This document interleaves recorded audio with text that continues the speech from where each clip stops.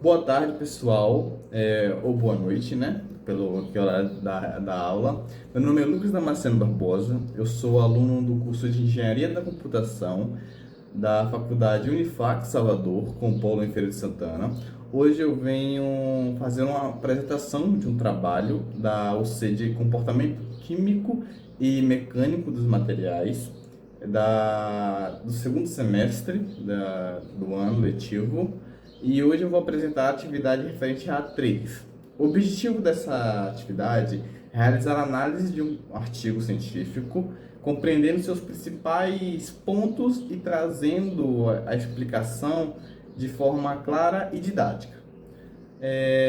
A proposta é interpretar o conteúdo apresentado pelos autores, discutir seus métodos e resultados relacionados a essas informações aos conceitos estudados e aprendidos ao longo do nosso ser. Durante minha apresentação, eu vou tentar ser o mais claro dentro dos elementos, os pontos mais relevantes do artigo, explicar os processos escritos, comentar sobre a importância do estudo para a nossa área de materiais aqui que está estudando e mostrar como ela contribuiu para o entendimento e o comportamento, né, das estruturas que a gente está apresentando. Eu espero que essa apresentação ajude a tornar um tema mais acessível e facilite a compreensão de todos. Como eu estava falando, eu vou falar principalmente desse artigo aqui, que é o Adoption of the ISO 58321 Austenitic Stainless Steel Treated by Optical Fiber Laser for Biomedical Application Tribological Behavioral Analysis.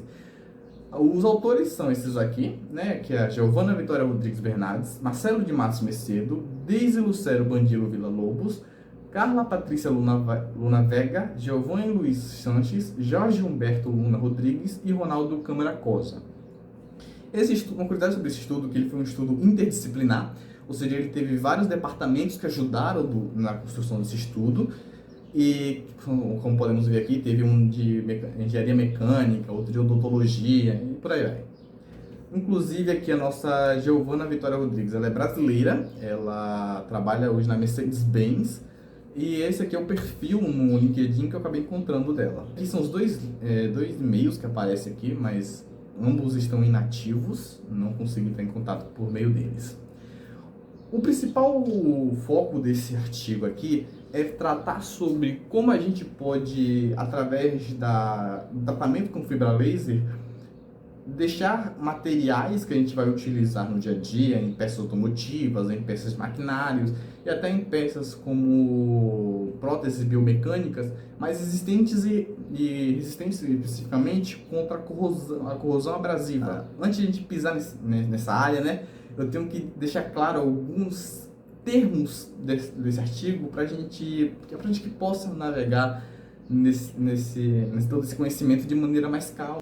Eu vou deixar, provavelmente o meu do presente aí vai estar agora colocando no chat um link de uma pasta no Google Drive, onde vai estar um slide para vocês acompanharem, um material de apoio, né, para vocês acompanharem durante a explicação aqui do vídeo, pois posso acabar falando um pouco muito rápido, a imagem passando um pouco rápida demais, e acabar que vocês não pegarem, né? Então esse vídeo aqui também vai estar com o link nessa mesma pasta, onde vai estar postado no YouTube, provavelmente privado, para vocês terem acesso depois também, quem quiser. Nessa pasta, nesse slide, perdão, vai estar descrito bonitinho alguns termos que eu deixar aqui claro, que eu passo só por cima, né, só citar, para que você possa depois conferir alguns outros links também de aulas que eu vou disponibilizar, de podcasts ou alguns vídeos interativos que eu usei como base para produzir esse vídeo. Vai estar lá para você dar uma pesquisada depois e eu te ajudar no estudo, né? Então vamos lá. O primeiro ponto, antes de eu entrar na metodologia do artigo em si, é sobre a tribologia. A tribologia, ela é uma área de estudo sobre principalmente o atrito, sobre líquidos lubrificantes e sobre o desgaste em si, né? Tudo no mundo sofre desgaste, querendo ou não. Mesmo se você colocar uma pedra em um lugar vazio, por exemplo, ainda haveria desgaste, pois ela ainda pode sofrer desgaste por água, o desgaste pelo ar, que é a erosão eólica. É por isso que a gente vê aquelas pedras com formatos super específicos, né? Então uma pedra gigante em cima de uma coisinha pequenininha, a gente fala, como que você colocou lá? Às vezes a parte de cima sofreu menos erosão do que a parte de baixo, e acaba, erosão eólica, né? E acaba chegando naquele resultado. A nebulogia, ela vai estudar justamente de que maneira isso afeta os materiais e como a gente pode reduzir esse desgaste. É justo que esse artigo tem um foco, como a gente vai reduzir esse desgaste. Dentro da tribologia, a gente vai ter 4 tipos de desgastes principalmente, que é o por abrasão, o por adesão, o por fadiga superficial e o por corrosão e erosão, que é o famoso tribocorrosão. Os outros vão estar especificados no material de apoio, mas aqui eu vou dar para o de abrasão, que é o que vai tocar principalmente no artigo. Vamos imaginar aqui, para explicar esse termo, em uma placa de metal. Vamos tentar imaginar que você vai poli-la da maneira mais cuidadosa que você conseguir.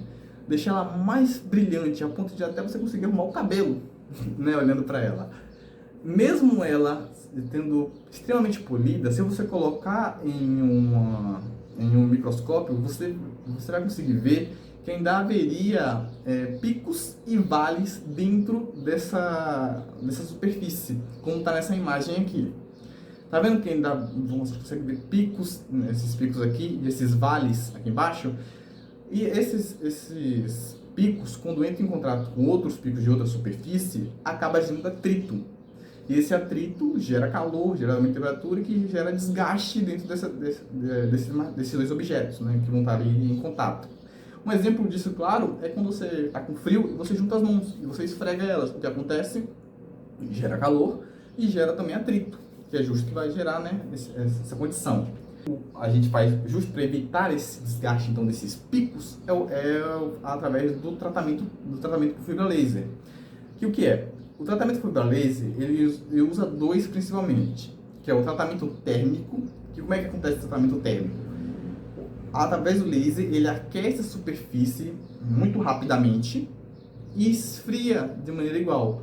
Assim a famosa têmpera, faz uma pequena têmpera ali na superfície, apenas na superfície, para fortificar aquela parte do material. E o outro é o Klein, ou laser Klein, que é o que? Ele joga um pó, né, geralmente de vários materiais, na superfície ali, ou de um material só, para você usar como metal de sacrifício, e você faz uma camada protetora naquele material.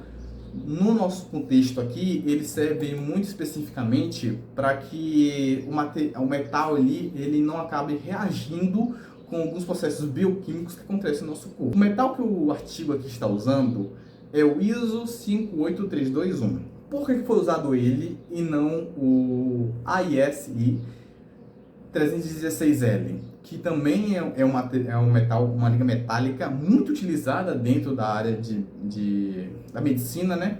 Para fazer algumas próteses dentárias, por exemplo, alguns outros artigos de menor apreço, mas o principal fator aqui é pela corrosão localizada. O ISO 58332, ele possui, dentro do seu processo de construção, né, de refinamento, ele tem um processo muito mais rigoroso do que o 316L. Inclusive, tem essa tabela aqui, ó, que é sobre os materiais, que precisa ser super específico a condição dele para essa liga ser feita.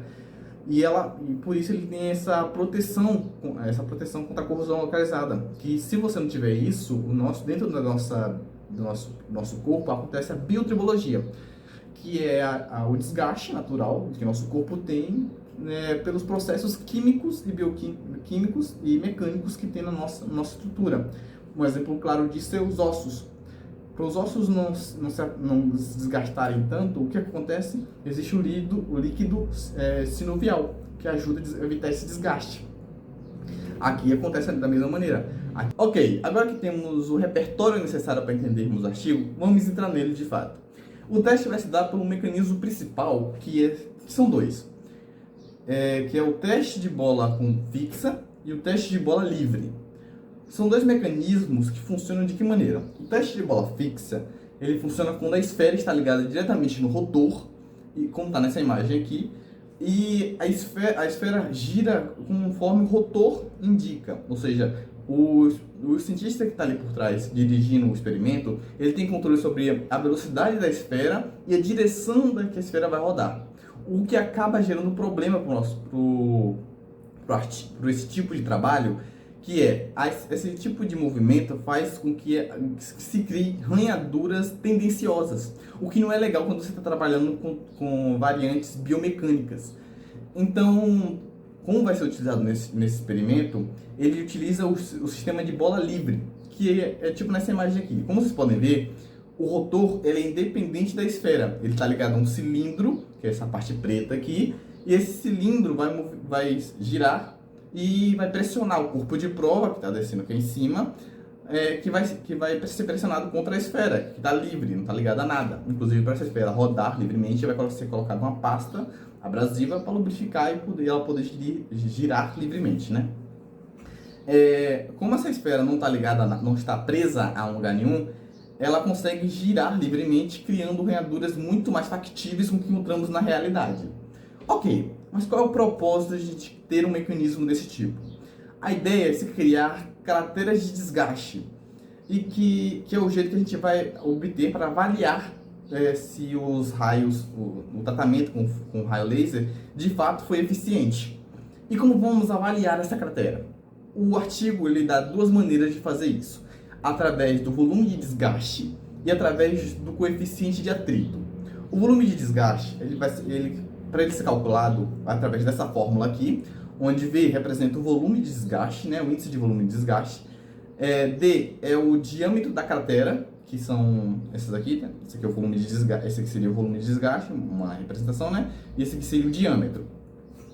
E a gente vai ter uma constante, 64, que ela está explicada direitinho no material de apoio, e que é todo um trabalho matemático. E a gente vai ter R, que é o raio da esfera, que vai estar fazendo o corpo de atrito aqui, no caso, né? O coeficiente de atrito vai ser calculado pela força tangencial e pela força normal contra a parede de contenção do aparelho, né? Ok. Após a gente ter esses dois métodos de avaliação, a gente vai como é que foi feito o tratamento no corpo de prova. Vai ser baseado em dois tipos de condição. O primeiro vai ser com corpo de forma tratado e com o corpo de prova não tratado. O corpo de prova tratado, ele vai sofrer sobre 3 frequências diferentes. A gente vai ter uma frequência de 80 kHz, de 296 kHz e outra de 350 kHz. E o outro corpo de prova não tratado, 0 kHz.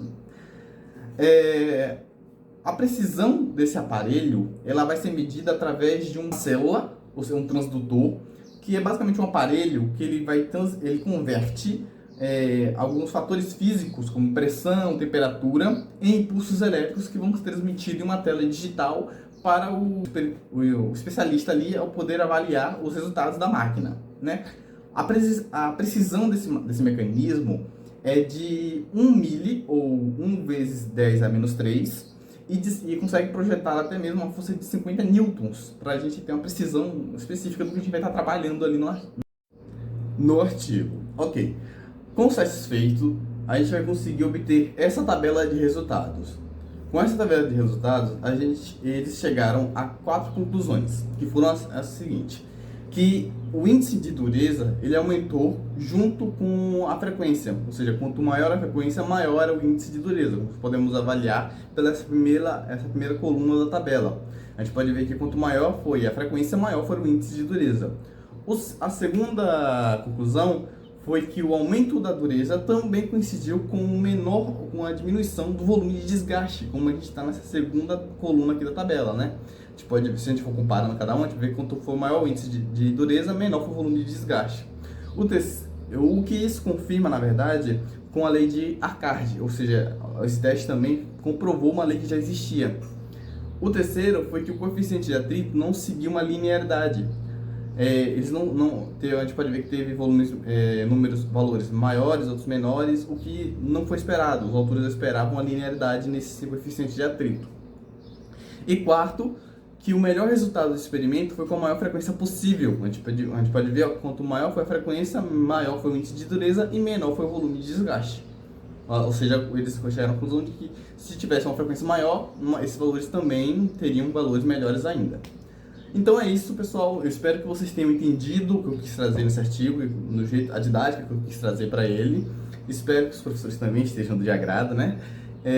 Agradeço a todos pela atenção, espero que todos tenham uma boa noite e até a próxima.